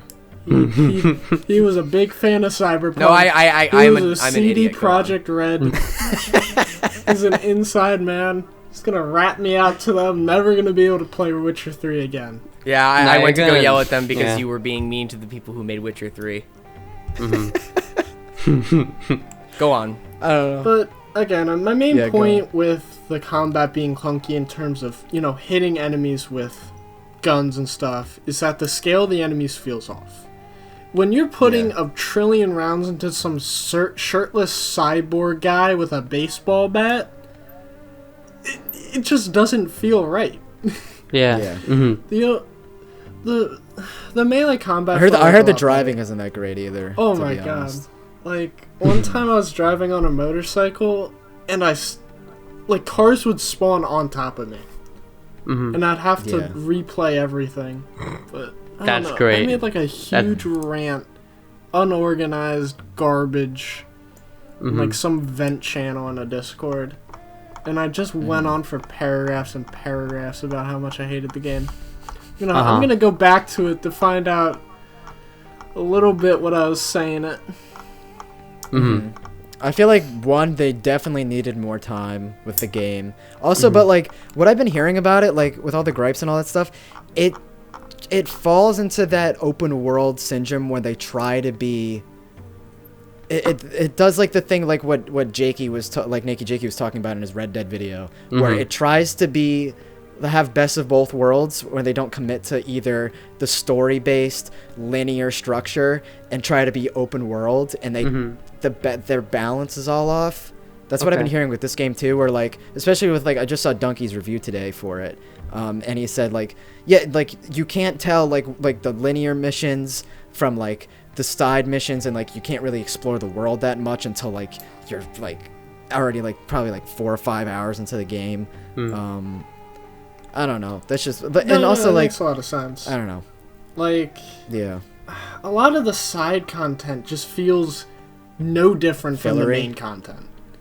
Like there's no distinct start from the missions. Like I'll go to a mission area and think, oh, this will progress me to the next part of the game. When I just kill some like fat guy with a baseball bat, and then it's like, okay, that one's over. When can I see Keanu Reeves again? And I want to talk to Johnny Silverhead. Keanu Reeves feels so bad too. Like I don't know if you guys played like Far Cry 3 Blood Dragon. Which is essentially like the same genre. Like you basically play as a guy who's like Johnny Silverhand.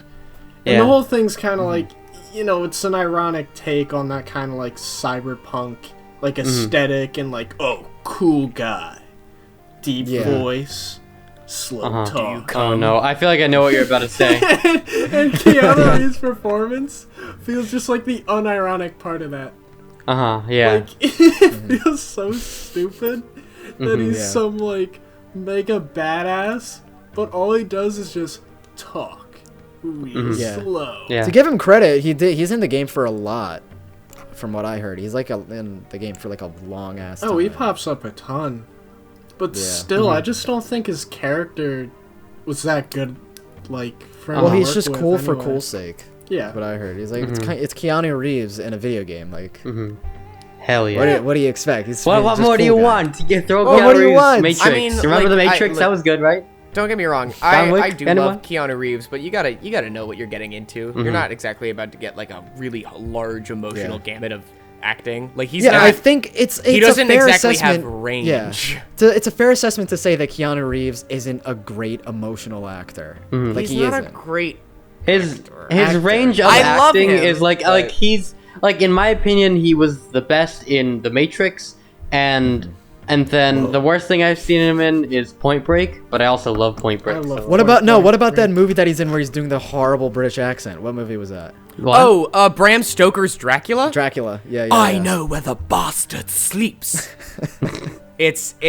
That is certainly a. Did you guys see that sketch I Oscar-worthy sent? performance from him. That Mad TV sketch I sent into No. meme chat or something, where it's a Keanu Reeves acting school, and it's like it's so funny Oh, because wait, yeah, I meant to watch it. This sketch came out like probably like 20 years ago, Mm-hmm. like probably like 15, 20 years ago, and it's still like just as accurate to Keanu Reeves as a person. Mm-hmm. That, like he's doing the Bill and Ted shit where he's like, "Whoa, it's me, Keanu Reeves. Welcome to my acting class." And he's like he's talking about Bram Stoker's Dracula. Where he's like, "There's a lot of words in there that you don't understand, so emphasize the words that you do know." And then he just does like an example where he's like talking all these big words, and then he says like me or something like that. I don't know. Like watch the sketch. Look up Mad TV. I will. Keanu Reeves. Yeah. It's really funny. Talking But a yeah, lot of shit on Andrew, Keanu last thoughts on Reeves. Cyberpunk, and then I want to get into music. Oh yes. Ooh, I can definitely do some music. I might just want to skip into that, but Yeah. mainly my Do you have like a final part session? of, Final like, thoughts. Cyberpunk. I just feel like the gameplay is super clunky, and looter shooters in general, I'm not really a big fan of. And I feel like Cyberpunk just doesn't do a good take on it. Mhm. And that Okay. the story's really good, but between the bugs and just how big It's that emphasis moment-to-moment on gameplay combat where is. it falls for you. Yeah, like Yeah. I don't know. You're not in the minority on that either. I feel like a lot of people. But Reddit's gonna come volunteer. after us for unholy Big Chungus bad karma, no Keanu Yeah. Reeves hate. Beef Chungus, Cyberpunk sucks. I'm gonna grill lots of beef music. chungus if you don't stay the fuck away from me with that bad take. Grilled beef chungus, a cheese chungus supreme. Oh my God. And big option, please.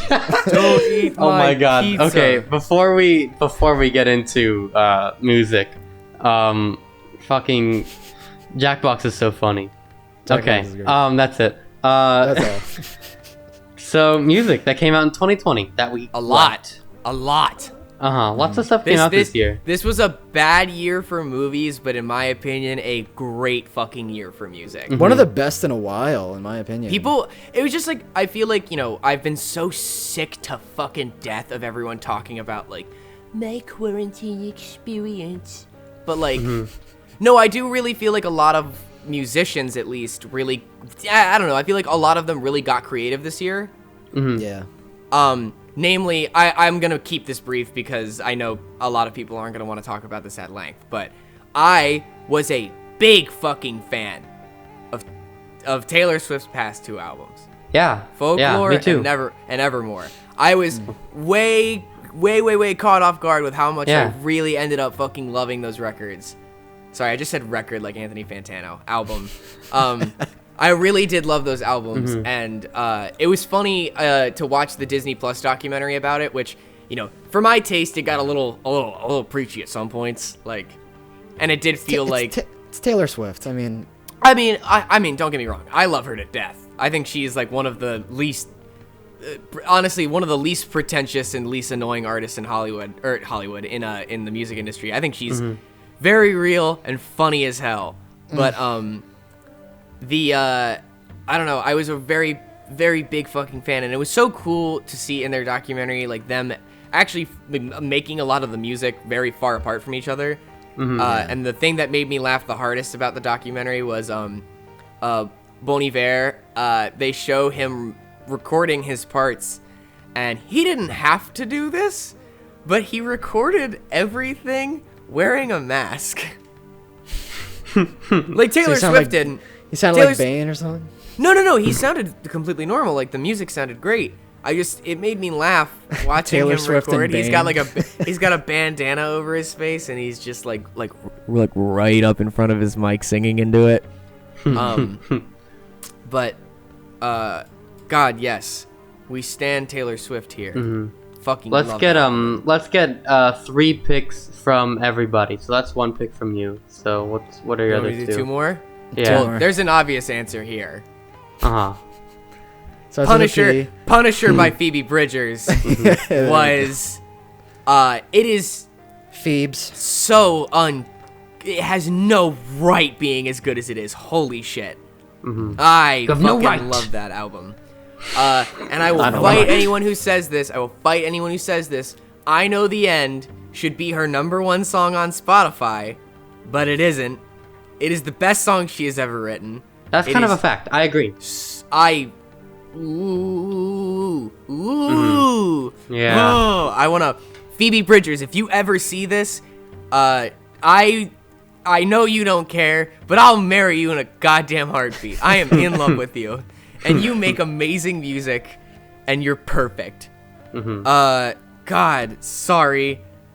That album is amazing, and I cannot wait for it to win a Grammy because it will.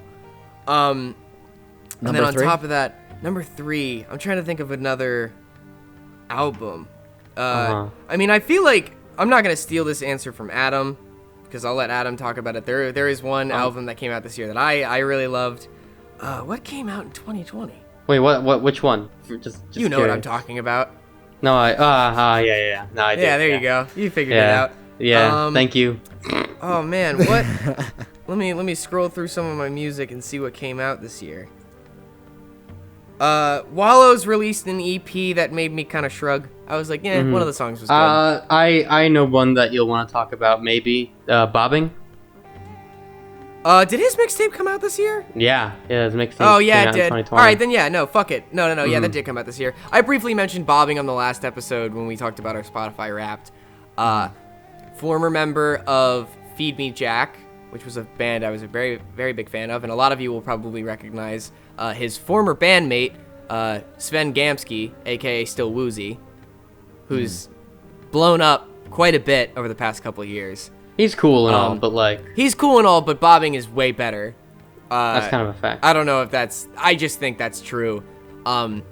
Fantastic. His new album, which is just called... I think it's just called Bobbing's Mixtape. Yeah. No, it's just called Mixtape. Yeah. It has 17 songs. It's less than a half hour. Give it a listen. It's really good. It gets real weird.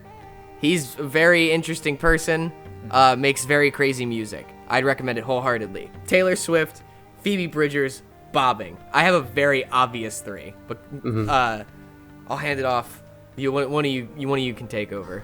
Andrew, what are your 3? Yeah. Your 3 picks. Well, when you guys first asked the question, I kind of was a little caught off guard because I soon realized that so much of my 2020 has been spent listening to like older music and a lot of recommendations. Like honestly, just gush about I've discovered. Yeah. No, I have like 4 albums that I want to talk about. Okay. It was real quick to figure it out, but I definitely want to shout out Adam for me finally hearing King Crimson and actually listening to it. What the fuck? Yeah. King Crimson's great. Oh my god. They're so what? cool. I Talk to the Wind, Epitaph, Chord of the Crimson King. Oh, That's slow, just methodical. The music almost creeps up on you. You know what I mean? And Yeah. it just hits you. King Crimson just rapes my brain and makes me cry. True. Every single time. True. Every single time I listen to like Starless or like anything off of the Red Album. Oh, Like I yeah. cry. Fallen It makes Angel me I just hits really me do have so to hard check more every out, time. but one of the biggest albums I know, probably a lot of you guys, definitely Jack, definitely listen to this one. I was thinking you were gonna say this, but at like the new Strokes album. Oh yes! Oh god, it was so well. You made a good point when you first brought it up. Beginning. Or no, not the beginning, but with the end. No, of it was the second half. Yeah, the that was second half fucking- was really good. The new Abnormal, like right around when you hit At the Door, When that song came out on its own individual release, I was so sure that this album would have been just the best thing ever. Because Bad Decisions wasn't bad, but stuff like Eternal Summer just goes on way too long. And just the beginning 4 songs before, like, Bad Decisions. But once you hit At the Door, you're in the gold. Like, you're good. Like, that is a solid album after that. Especially for a release that was 7 years in the making. Right. And Julian Casablancas having, like, so many different projects. Mm-hmm. And I think, I mean, Andrew put it best. I remember he texted me and he said, you know, the first couple songs on the album, you're probably not going to be in love with. And I remember he said, once you make it past, like, you know, At the Doors around the halfway mark, he was like, it's some of the best music the Strokes have put out. Like, it's magnifique. Magnifique. Magnifique. For number 2, again, I'm surprised Jack didn't say this since we, like, share so much fucking music. Yeah, I know. The new I had to Peach pick Pit 3. album was really good. What was? What You album? cut out. Peach Pit. Ah. Oh yes. Shampoo bottles I listen into the shower every night. Ask Shaylin, you could show her the song, and I guarantee and she might be like, oh shit, this song Andrew plays at max volume in the shower every single night. May I just say, Yeah, there is a song, the but first there's song some- on this album is called Feelin' Low, in parentheses, Fuckboy Blues. I love that. Yeah. Boy Blues. That song That's so grew on great. me. At first I didn't like it, but followed by Black Licorice too. Just Yes. And then another album. This is I'm going through a few, but the new Car Seat Headrest album wasn't my favorite. Was not my favorite Car Seat Headrest album, but Weightlifters is such a good like introduction to the album. Yeah. I don't know why, I just love the melody of it. But one more, a band that a lot of people don't really listen to past the song that's about school shooters. Foster the People. The new Foster the Kicks. People, like, it wasn't really a Kicks new didn't come out this album, year, it was Andrew. kind of like it was an EP. But they put out a new EP that was really good. But I feel like It's a lot way of people different sleep. sound. A lot of people sleep They- on this band too, and they put out such good music. Static Space, Nice. Static Space Lover is still Oh, like, don't even get me I think it's started my on favorite. I think it's Sacred my Hearts Club. favorite song Ooh. they've ever made. Static Space Lover is such an underrated pop, and people are always like, "Oh, the Pumped Up Kicks guys." I'm like, "Shut the fuck up! Shut up! Listen to their music." Lol. They're a great band, but Yeah. I could go on and on because I feel like I think I've added right around like 300 songs to my main playlist just this year alone. Oh Wow. yeah. And I could go through individually, but those are just some of my favorite albums from the year. All right, Dylan. Do it. What have you been listening to this year?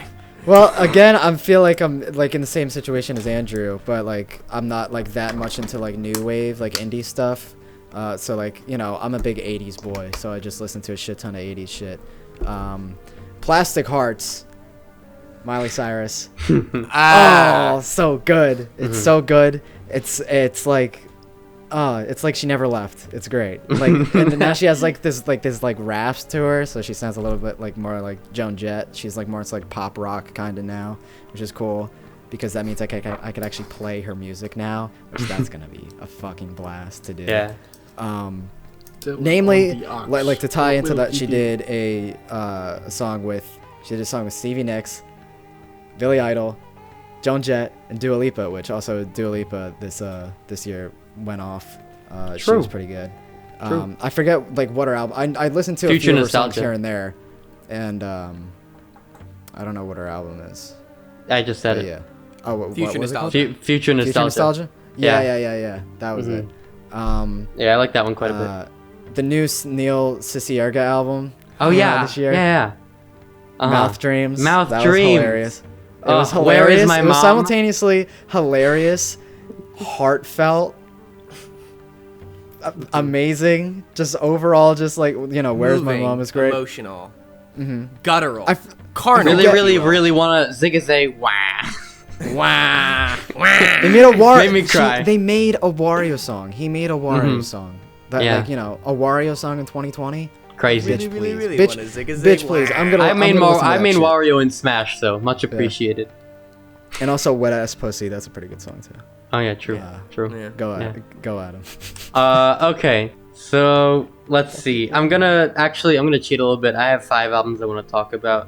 There are two that like I kind of liked. Miss Anthropocene from Grimes. Honestly, it's very hit or miss. Like, I don't know. A lot of people hate this album, to be honest. But there's some bangers. There's you have 4 a.m. on here.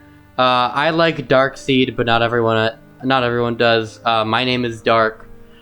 We Appreciate Power. Absolutely. Wow, great song. Logic coming through with No Pressure. Big surprise. I forgot about that. Big surprise for me because I've been following Logic for a few years We shat now. on Logic on the show before, haven't Of course we have. I think Of course Yeah, we shat of on course we Logic. I will Yeah. say, no, I'll agree with Adam on this one. No Pressure was a surprising breath of fresh air after his last album, which was fucking garbage. Oh Logic my god! listened to I wonder if Logic I can listened find to this it in here. podcast, so that's why he decided to get back in the studio. Okay, here I'm gonna try to talk about this more while I try to find this because I have the book.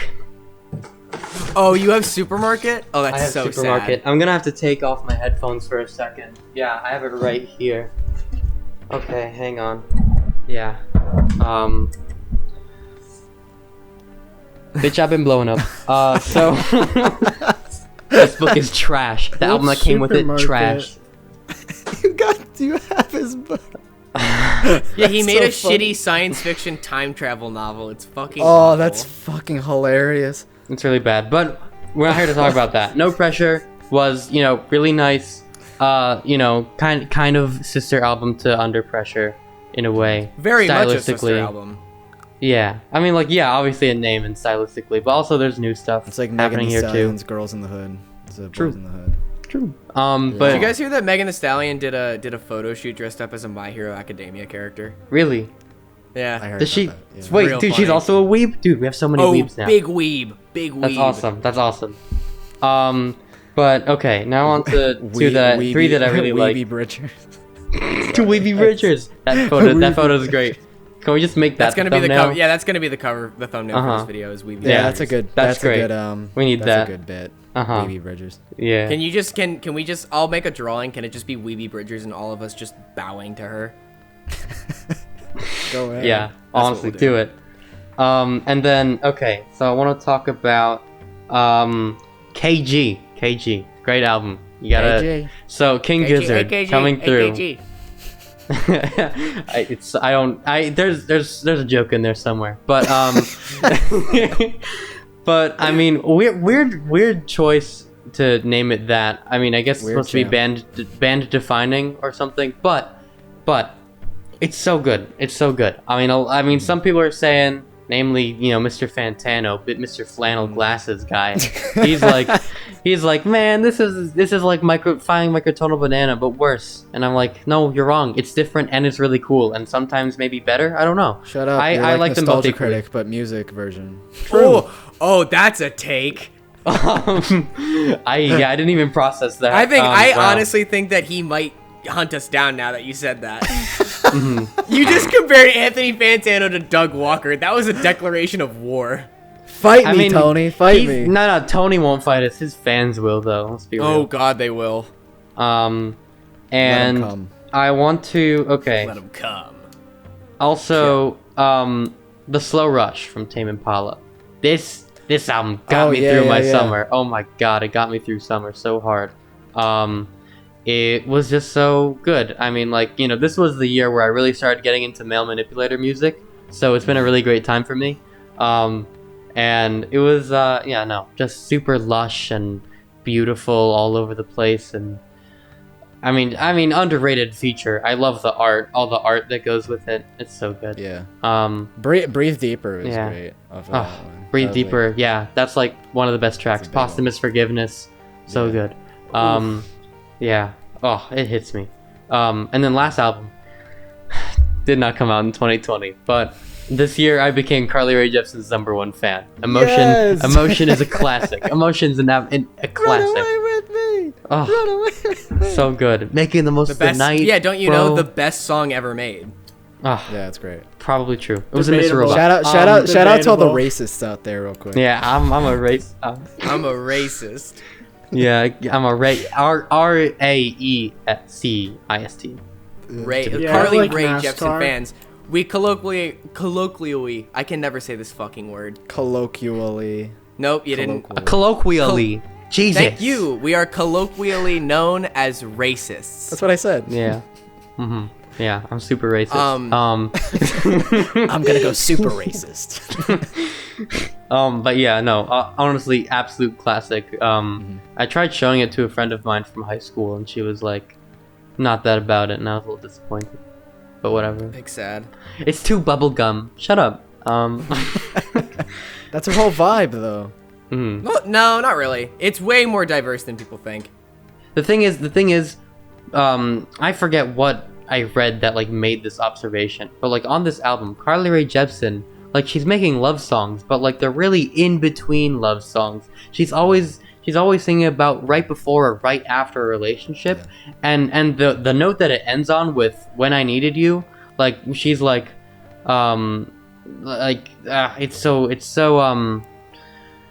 it's depressing. Oh my god, this album is so sad, but it sounds so happy, just like bass level. Oh, so As good. opposed to Miley, where every single song is about a certain Hemsworth.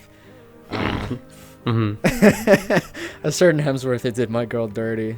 But yeah, it's great. No, I remember. I forget what song it was on the album, but I forget if it was.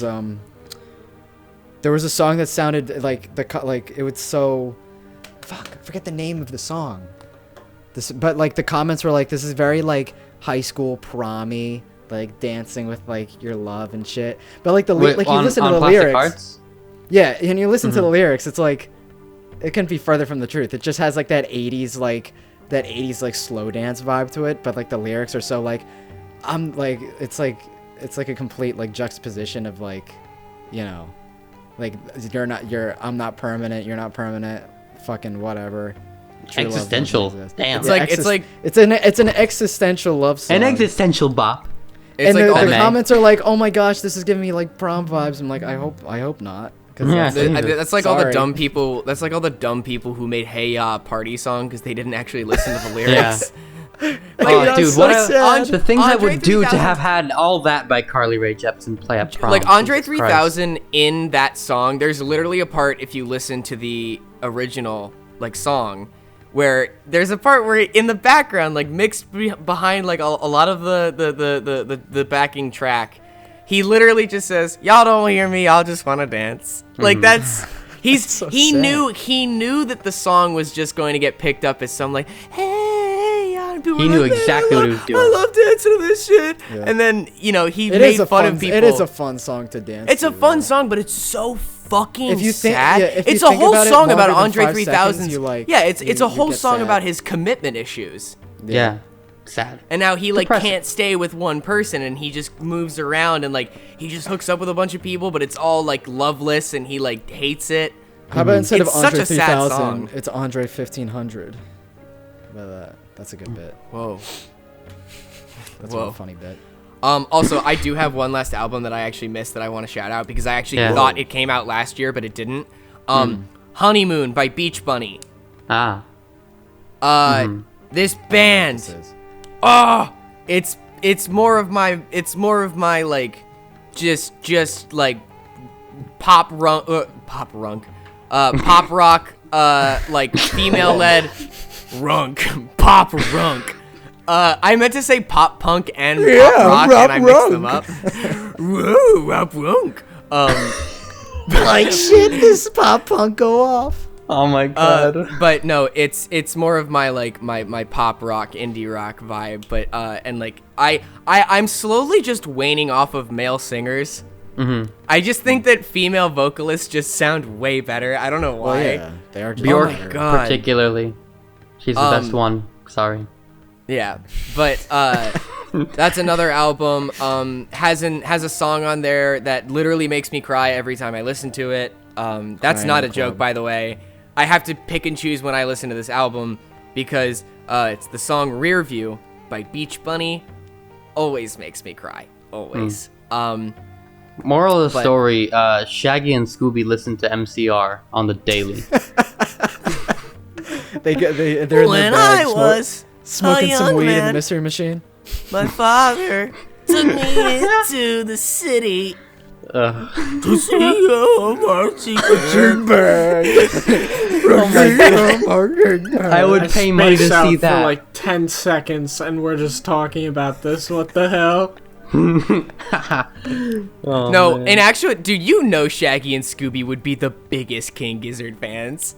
Yeah, I would hope so. Shaggy seems like a Blink guy, to be honest. Nah, he's No, like a Shaggy Weezer seems guy. like- What are you guys talking about? We're talking about what Shaggy and Scooby's music Yeah, I tastes know. would be. He would be No, a he Weezer thinks fan. Shaggy's a Weezer. Yeah, you know. Oh my god, wait. He would. Oh god, we're really POV. doing Shaggy dirty. POV, What do you you've go- never felt Alright, the touch this of a is woman before. POV, you're wrestling with Jimmy. Say it ain't so. Wrestle with Jimmy. Wrestle with Jimmy. You guys seen like the Carl Weezer version of that song? Oh my god, it's so... Wrestle with Jimmy. I want to get That on actually this now. lines up What? too that lines up too well, by the way. The fact is- that his yeah. name is Carl Weezer and his best friend is named Jim. Okay, no, we're done. Also, Um, real quick, I want to get into this now. What do all the members of the Mystery Gang listen to? Oh, this is a good Yeah. final topic. This is I our last agree. topic. Fred So- says the N-word and listens to rap while he says it. Who does? No, Oh my god, You know, Fred. you know when people are saying on no, the rap, Fred? like they'll skip No, the Fred N-word? listens. No. Fred doesn't. listens to shitty mumble rap. Like Fred loves The it. baby. The baby. Fred plays the top 10 songs white people get turned up to, and he actually he doesn't see the irony in it. He gets turned up to it. Anyway. Despacito gang, let's listen to Despacito. No, I feel like actuality, he'd like ABBA though. I feel like he'd like ABBA. I don't He's know. a closet I feel like ABBA the- fan. this True. is a debate. This Well, is a Fred debate because I was gonna say Fred is just a closeted gay man. no. Fred First gives of me all. Fred gives me the likes idea straps. like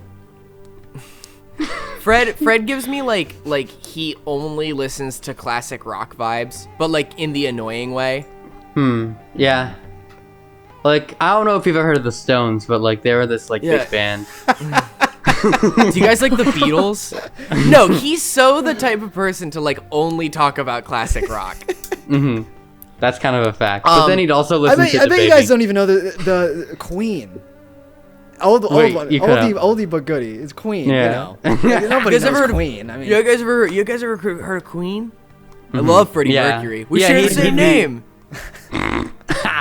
He'd be all high and mighty about it. What is Velma? Velma's a total Like a indie girl. Mitsuki fan. Yeah. Oh, Velma is so a Mitski fan. yeah. totally, holy shit. totally. Like oh my god. Mitski, Grimes. I feel like Velma likes Bjork.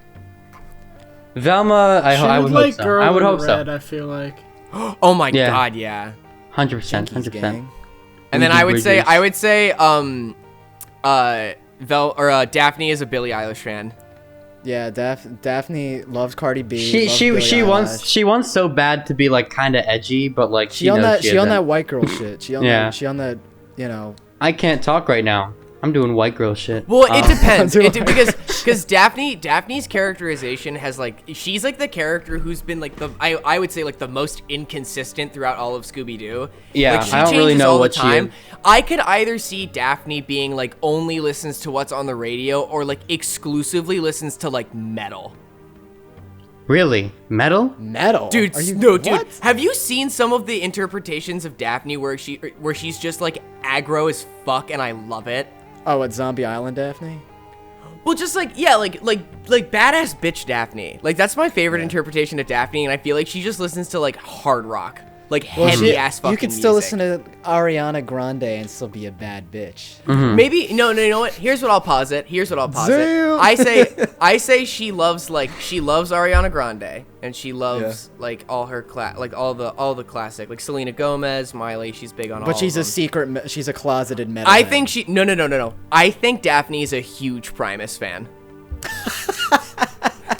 Oh. That's I weird. think Daphne loves My Name Is Bud. Like she'll switch to Thank You Next to Pork Soda.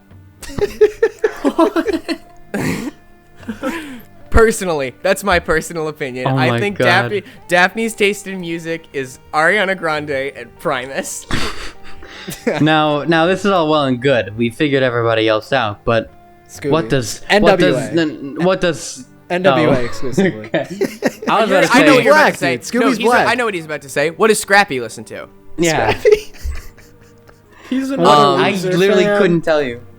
No, Again? Scrappy's not Weezer.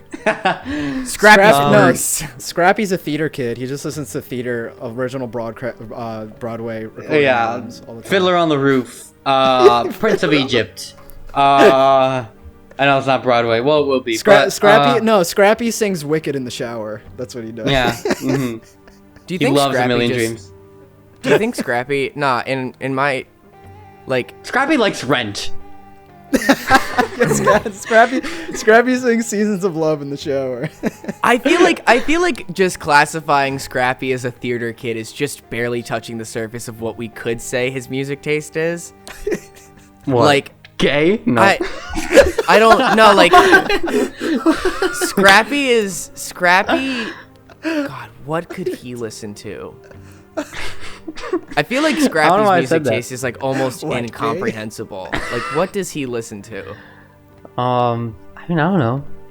I like the Showtunes route. The Showtunes is funny, That's a but good like, bit.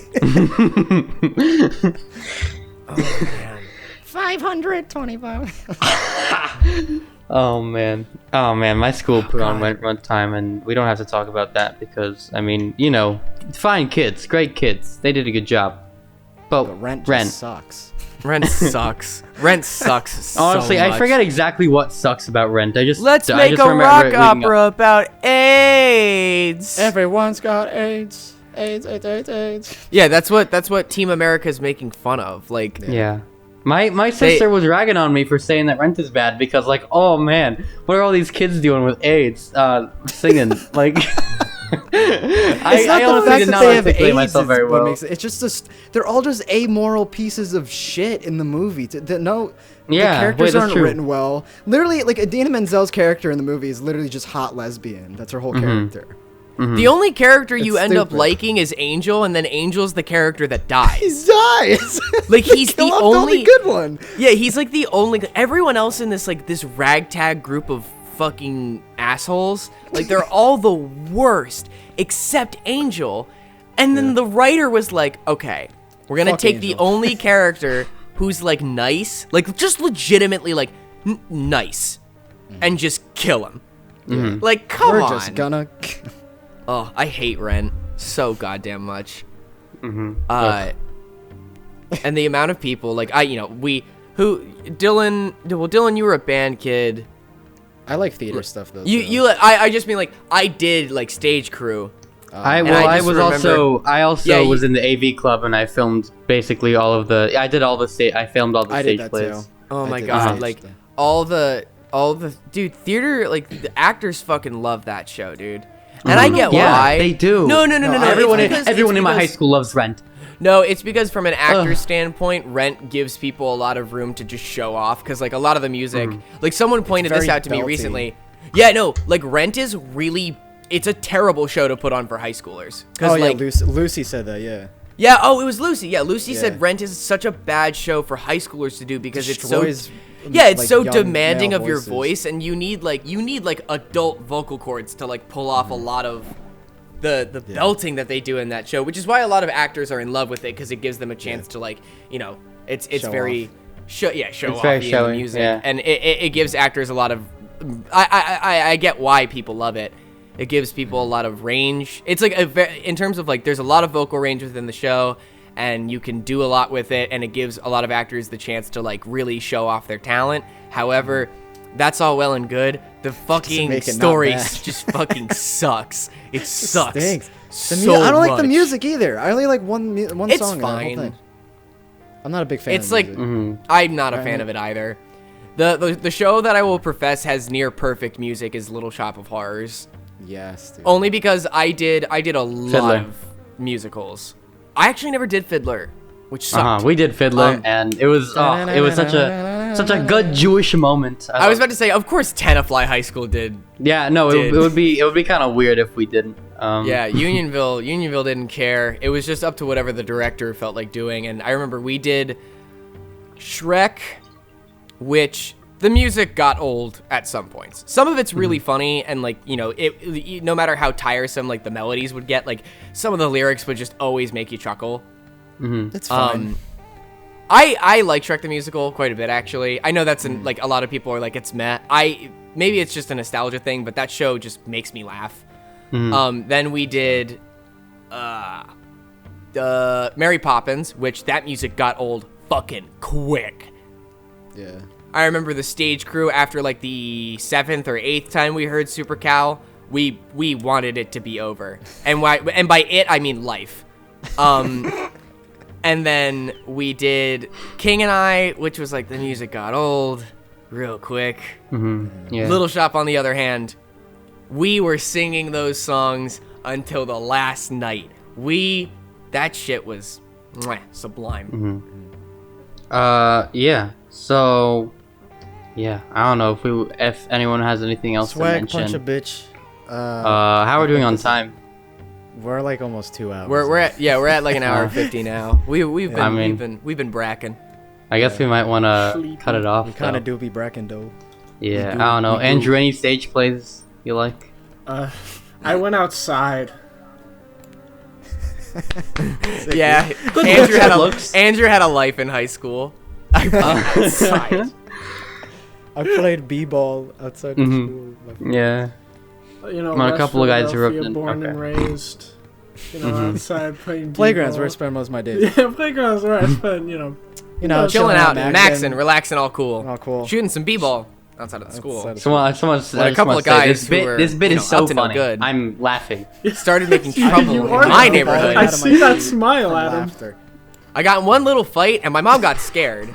Mom got She said, "You're scared. moving with your uncle and auntie in Oh Bel my Air." god, we're still going. That's crazy. We're still doing it.